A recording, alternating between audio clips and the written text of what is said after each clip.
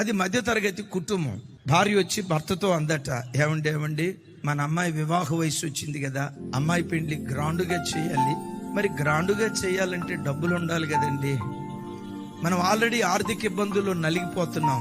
చిన్న సలహా ఇస్తాను, మీరు కాదంటే, మీకు ఇష్టమైతే చేయండి, కాదంటే వదిలేయండి.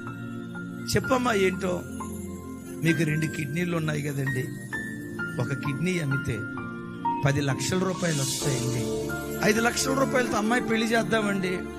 తతిమా 5 లక్షల రూపాయలు పెట్టుకొని చక్కటి ఇల్లు కట్టుకుందామండి అని అందట. భార్య మాట భర్త గుడ్డిగా నమ్మి కూతురు పెళ్లి చేయటానికి ఆ భర్త 2 కిడ్నీల్లో ఒక కిడ్నీ అమ్మేశాడు 10 లక్షల రూపాయలకి.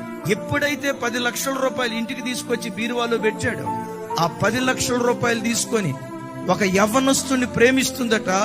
ఆ యవ్వనస్తుడితో పాటు ఎటో వెళ్ళిపోయిందట.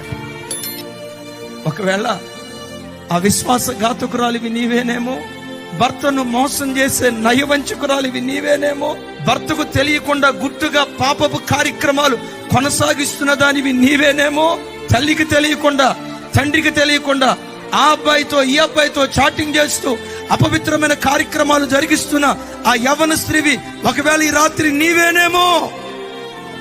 ఎందుకు నీవు అలా చేస్తున్నావో తెలుసా? శత్రువైన